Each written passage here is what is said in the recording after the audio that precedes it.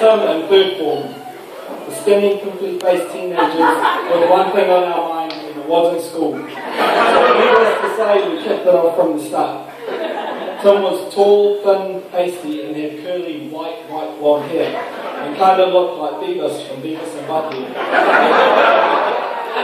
Tim, being the good sport he was, / attention seeker he is, for the years he was at school and I owned that name, and it didn't take long for the nickname to catch on, and before we knew it, everyone was calling him that.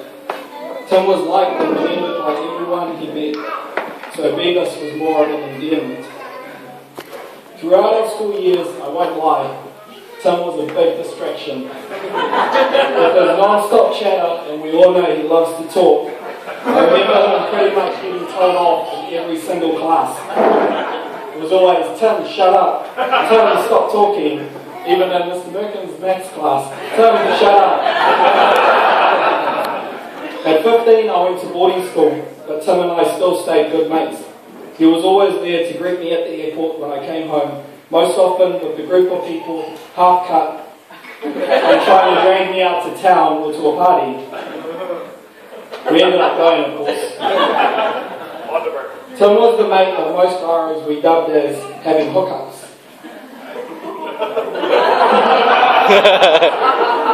He had a mean Kawasaki 100cc scooter that he had pimped out with a black and yellow paint job, removed the silencer from the muffler so it was 10 times louder, but probably 2 times slower.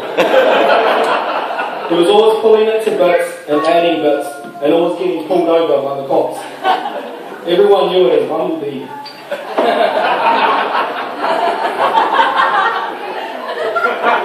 Tim was also allowed to use his parents' pickup truck or van, so we had our designated drunk driver. Tim's parents always had a lot of vehicles, cars, trucks, motorbikes, even a tuk-tuk. So naturally, he was our driving instructor. Tim was also our resident chef.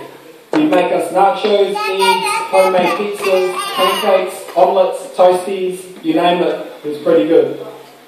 He worked at a restaurant called Sales, so he probably picked up a few tips.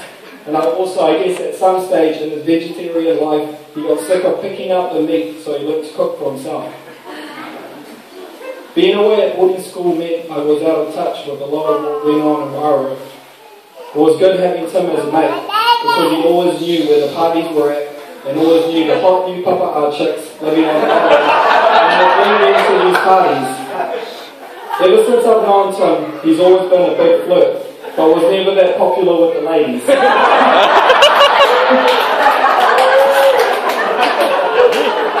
We told him he came on too strong, but he just tried different tactics, like taking off quickly on his motorbike with a female passenger, so she was forced to hold on to him. Tim's persistence with the local girls paid off on some occasions, but he was always very popular with the Queenies. He always had his back. Also at 15, we used to try and go clubbing. Tim was the only one who had a fake ID. A bad photo of himself from when he was like 12 years old, laminated to a Bethlehem College student ID, which I think he got off Jamie.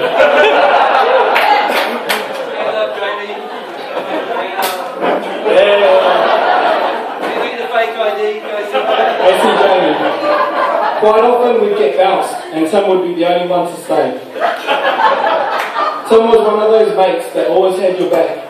You may not have been able to put up much of a fight against some of the too much Karo boys, me, but he had heart and was a loyal brother. He was such a good mate, you could call him any time of the night or morning, and he'd get out of bed and come over, no matter whose house he wound up at. The Merkins moved back to the NZ when we were 18, and not long after that, Mike and I moved over also. I'm so grateful to have good mates in my life, people that I've grown up with and people that get me. Tim is definitely one of those mates, probably because deep down he's an island boy at heart, just like me. He may be right on the outside, but he's a boomer on the inside. I was so happy when some found love, because I knew she could take care of him and I could see she made him happy. Love, you have helped him make him into the man he is today. And after relaying everything, I must say I'm very grateful. In all seriousness, I wish you all the happiness in the world, and I hope all your dreams and aspirations come true. Cheers.